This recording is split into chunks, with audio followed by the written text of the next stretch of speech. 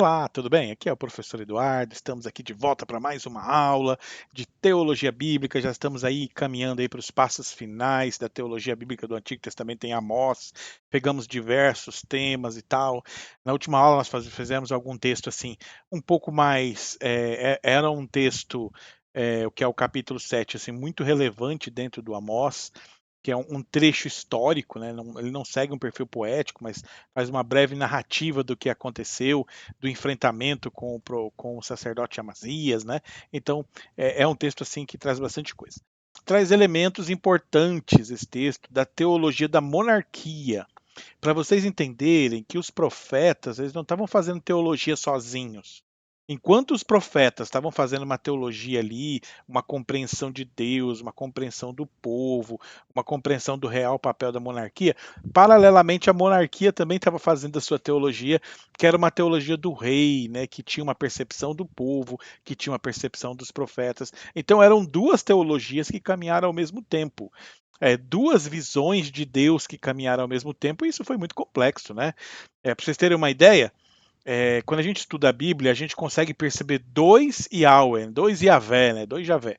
Um Yahweh do povo, que é aquele pregado pelos profetas, e um Yahweh da monarquia, que é aquele que está a favor do rei, a favor do sacerdote, a favor da lei, e o dos profetas está a favor do povo, do cuidado, da misericórdia.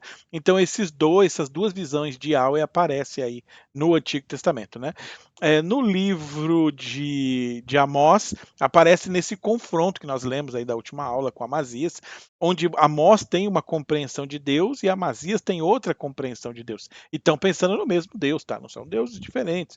A mesma compreensão de Deus, desculpa, é a mesma ideia de Deus, mas são compreensões teológicas diferentes. E já ajuda a entender que havia esse conflito. Às vezes a gente lê a Bíblia e acha que está tudo harmonizadinho, bonitinho, mas não. Havia conflito entre diversos grupos, né? Então, tanto o grupo de Amós aí, quanto o grupo da monarquia, eles têm uma certa rixa aí dentro da comunidade de Israel, tá? Mas vamos lá, capítulo 8, então, hoje, vamos tentar dar uma adiantadinha, vamos ver como nós nos saímos aqui, né? Deixa eu abrir aqui para o lado. Aí, capítulo 8, vamos lá. Então, dando sequência, né? Assim, o Senhor Deus me fez ver isto. Então, depois do encontro com a Amazias, mas é aquilo que eu estou falando, nunca leia os capítulos como se fosse um exatamente acontecesse depois do outro. Muitas vezes, entre um e outro capítulo, pode haver vários tempos, né? Meses, semanas, né? Então, por quê? Porque isso não era encadeado. Nós temos uma percepção hoje chamada percepção jornalística da história, que nós achamos que a história ela acontece em blocos organizados. Perdão, mas o registro da história não é assim. O registro da história ele é mais complexo, né? Ele acaba aguardando eventos às vezes separados uns do outro. Então vamos lá. O Senhor então me deu uma visão, me fez ver isto. Eis aqui um cesto de frutos de verão. E perguntou: o que vês, Amós? Eu respondi: um cesto de fruto de verão. Percebe? Você já leu o Apocalipse, né? Então você vai percebendo um estilo de escrita parecido com a apocalíptica. Em alguns momentos a gente percebe a poética apocalíptica em Amós. E essa poética apocalíptica está relacionada a esse tipo de diálogo, né? Entre Deus e o profeta, e por meio desse diálogo avançando até a conclusão da questão. Muito comum, né? Em Zacarias e também no Apocalipse, são alguns trechos que vão trazer aí essa forma responsiva. Né? E nos Apocalipses, né? Apocalipse de Esdras é igualzinho. O próprio Apocalipse de Enoque traz referências parecidas. E perguntou: que vês, Amós? Eu respondi: um cesto de frutos de verão. Então o Senhor me disse: chegou o fim para o meu povo de Israel. Então o Senhor me disse: chegou o fim para o meu povo de Israel. E jamais passarei por ele. Então aqui, isso é interessante, né? Por que qual a conexão do cesto de frutos com o fim? É porque a colheita já tinha acabado, isso que ele está dizendo, a colheita já acabou. Então já foi feita a colheita e agora eu não vou mais passar no meio do povo.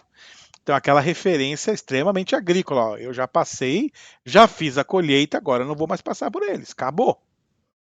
Né? Então essa colheita ali, claro, dentro da percepção da profecia tem toda aquela crítica que o povo indo para o exílio, né, a deportação, né?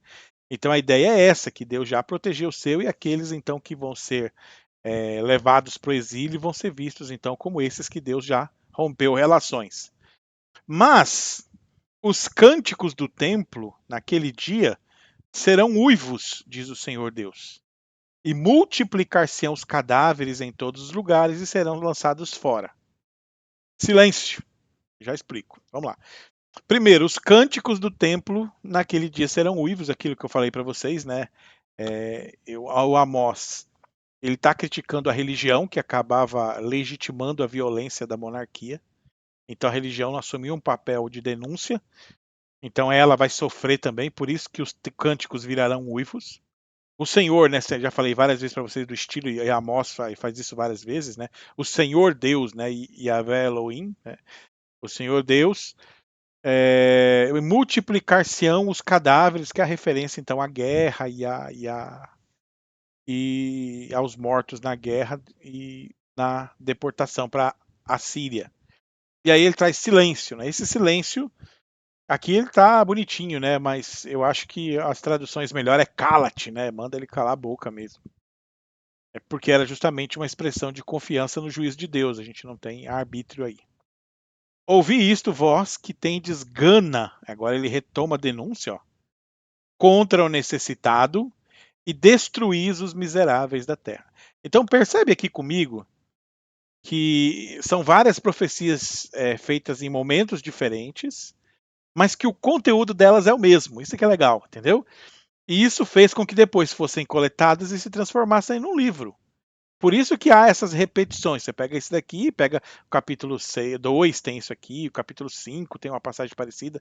Então, essas passagens de denúncia contra o povo que está sendo oprimido, né? Aqui, vós que tem gana contra o necessitado, que é aquele que quer tirar vantagem mesmo, que quer ganhar em cima do mais fraco, aproveitar o mais fraco, né? Eu sempre falo, gosto de dar aula pensando no que a gente prega, né? E aqui, isso aqui para a cultura brasileira é um prato cheio, né? Como no Brasil a gente tem essa cultura, né, de pegar, como a gente brinca assim, que esperando alguém estar enforcado para tirar uma vantagem, né? Então existe essa cultura brasileira aí de esperar o camarada. Não, não compra agora não, espera, daqui a pouco você acha alguém enforcado e você compra barato. Então é ter gana do necessitado, é bem isso.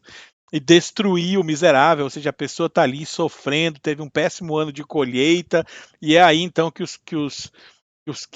Israel, o templo já funcionou logo cedo como instrumento de financiamento agrícola, né?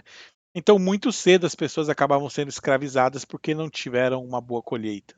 Então, esperava aquele momento ruim, no momento ruim tomava a terra, tomava a família e ainda escravizava a pessoa. Dizendo: quando passará a festa da lua nova para vendermos os cereais e o sábado para abrirmos os celeiros de trigo, diminuindo o EFA e aumentando o ciclo, e procedendo dolosamente com balanças enganadas. Olha que legal, aqui algumas notas interessantes. A festa da lua nova. O que é isso, professor? Eu nunca vi esse negócio de festa da lua nova. Isso é esquisito, né? Isso é o sábado. Os sábados estavam relacionados à festa da lua nova. Então era referência às festas que tinham no sábado. Então, quando passará essa festa da lua nova, essas festas, né? Aí ele coloca aqui depois, ele repete, com poesia hebraica, ela repete. E o sábado, né? Para abrirmos os celeiros de trigo. Tá? Olha lá, tá vendo?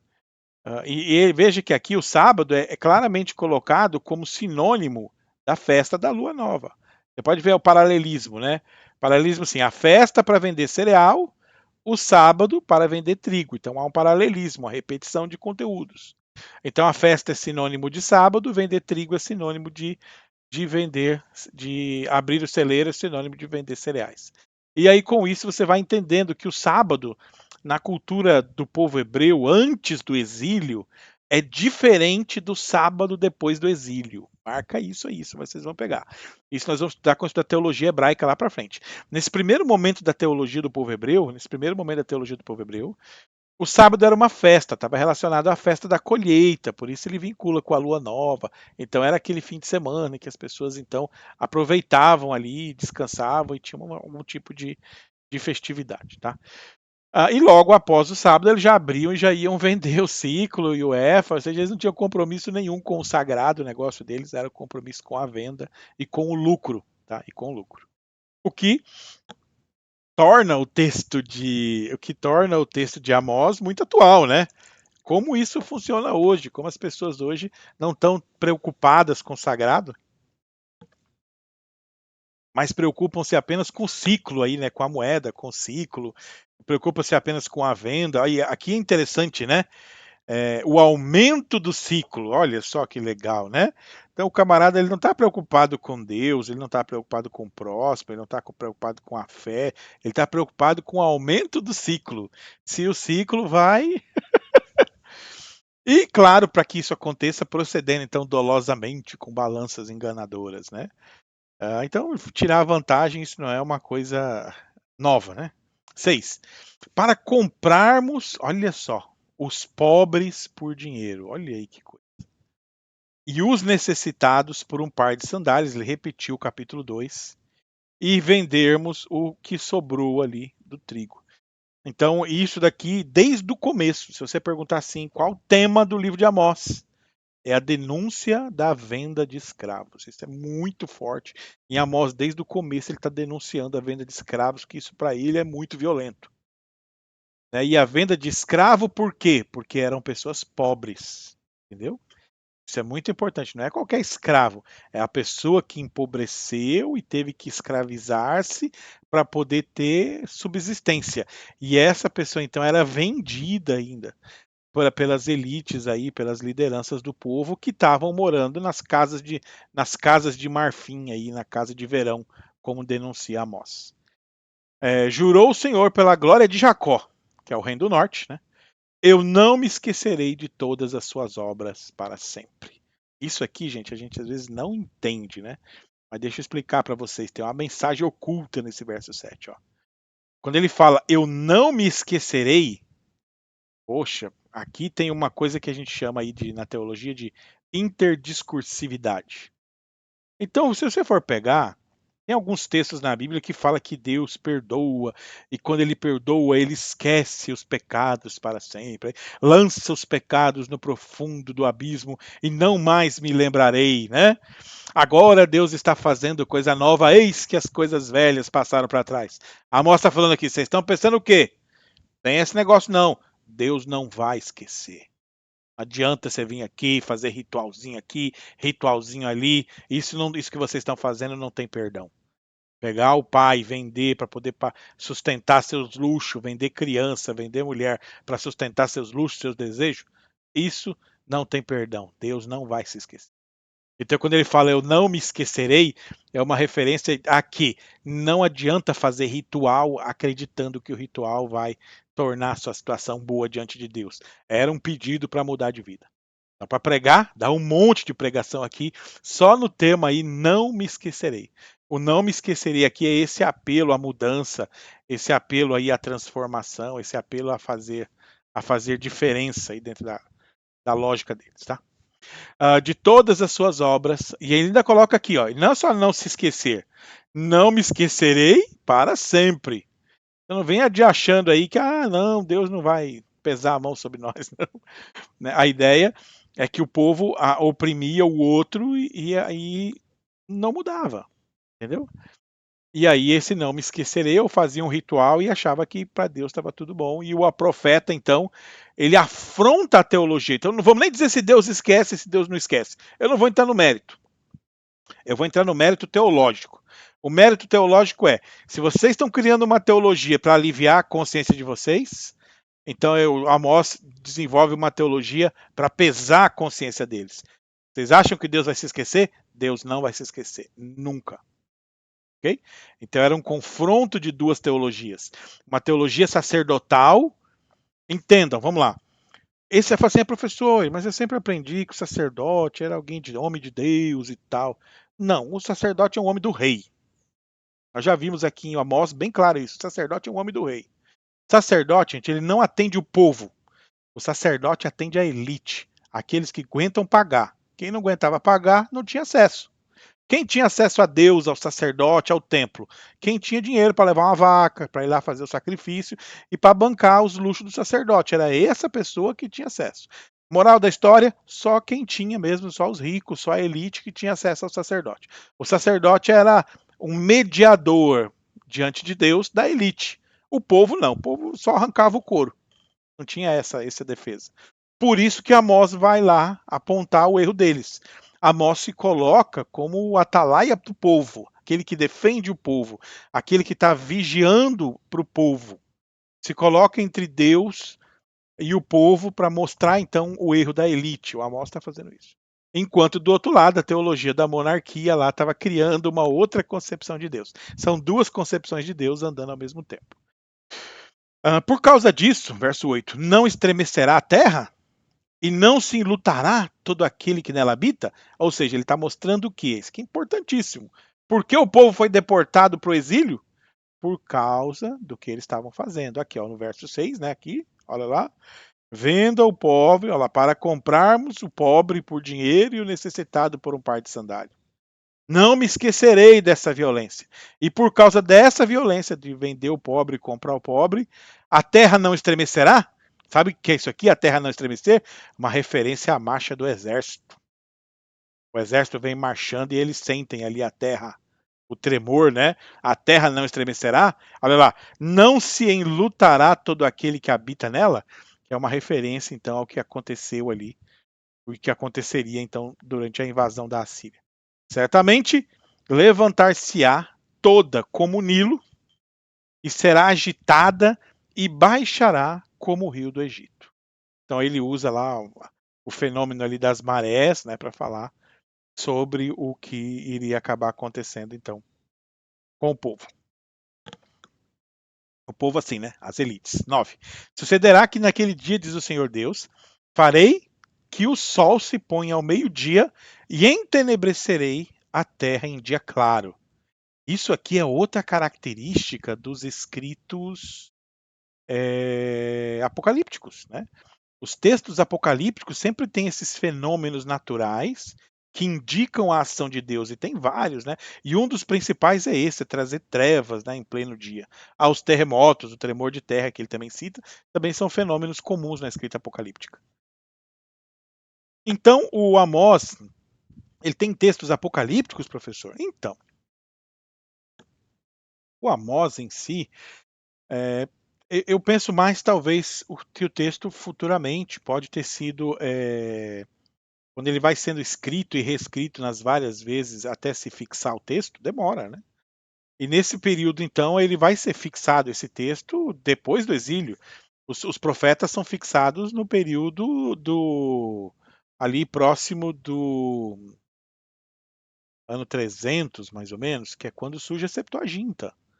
Mas até a Septuaginta, esses textos receberam vários rebuscos, né? Várias reescritas. E essa poética e essa apocalíptica são mais característicos dos escritores do século IV, do século III, né? Que aí seria provavelmente um dos contextos aí onde o livro de Amós pode, que chegou até nós, né, tenha tido uma última edição, né? E nessa última edição ele pode ter ganhado esse contorno mais apocalíptico, mais poético. É possível, né? A gente também não tem como fechar nada. A gente só estranha o tipo de literatura para a época. Nos dias de Amós mesmo, é uma literatura menos rebuscada, né? Mas já essa literatura mais rebuscada é característica do século IV para frente. O que concorda, né, com a tese do Filkenstein, acho que eu já falei para vocês, do arqueólogo lá de Israel, de que a escrita em Israel mesmo acontece a partir do século IV. Então isso concorda muito com o contexto dele. Capítulo 8, verso 10. Converterei as vossas festas em luto e todos os vossos cânticos em lamentações. Então, isso aqui é bem o que acaba acontecendo na história do povo. Porei pano de saco sobre todos os lombos e calva sobre toda a cabeça, né? O pano de saco, professor, a gente até entende, o povo está sofrendo, está ali, né? Fazendo ali uma espécie de jejum, né? Que essa ideia do pano de saco no lombo era uma referência ao jejum, ou talvez um jejum antecipado aqui do povo, né? Que é um rito litúrgico de tristeza. Mas por que a careca, pastor? Por que a calva, né? A calva, a Bíblia ela tem algumas intertextualidades sobre a calva, né?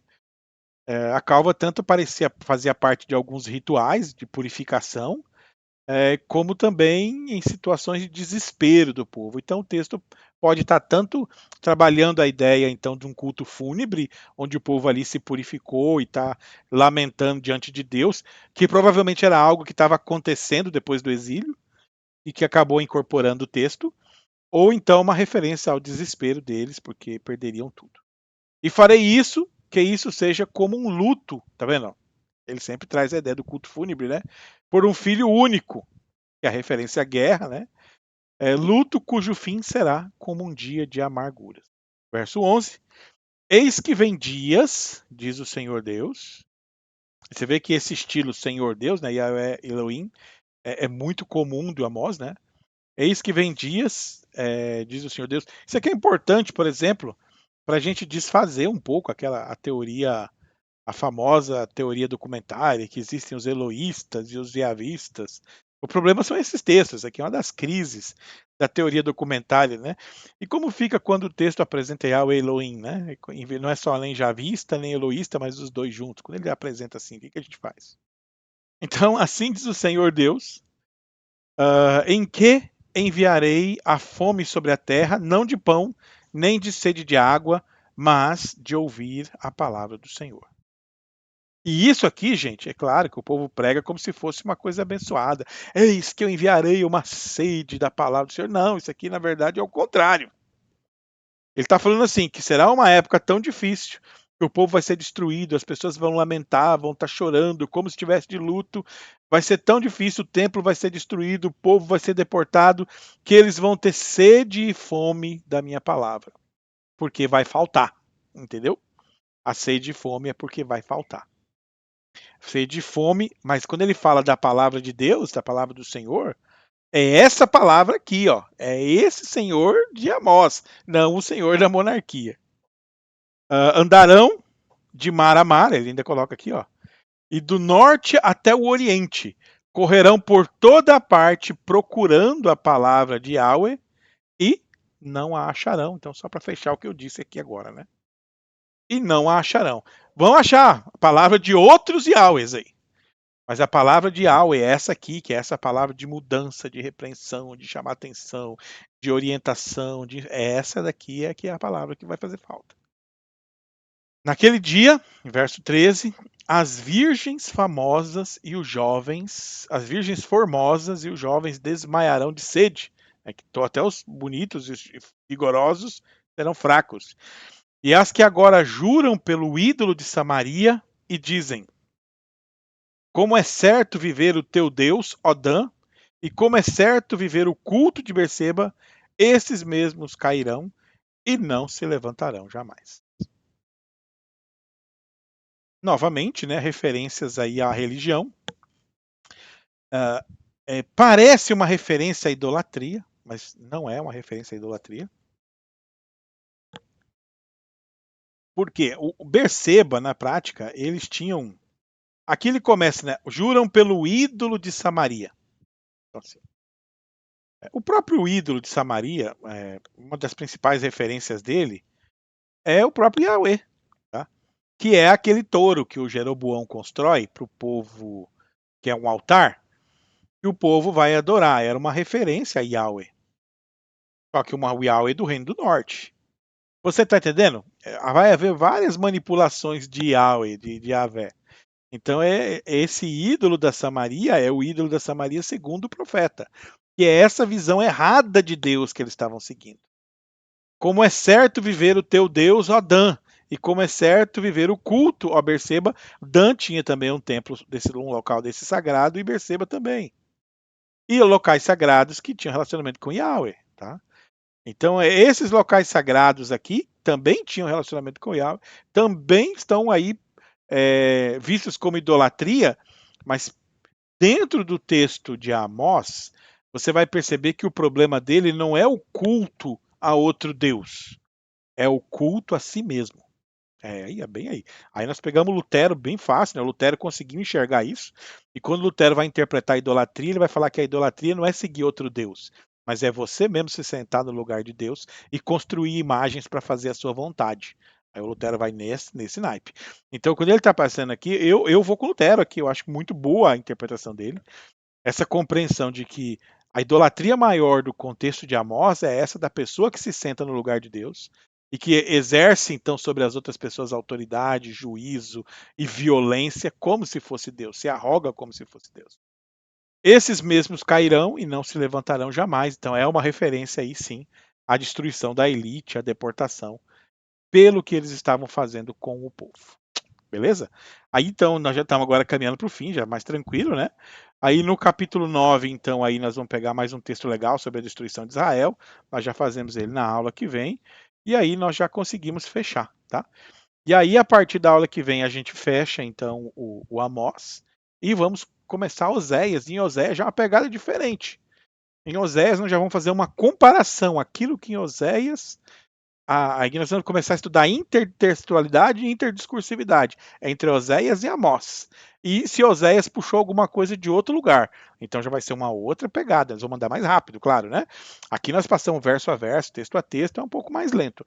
Mas em Oséias a gente vai fazer essa virada de chave e aí vai desenvolver um pouco mais, a teologia vai compreender um pouco mais e você vai conseguir conectar um pouco melhor a teologia do Antigo.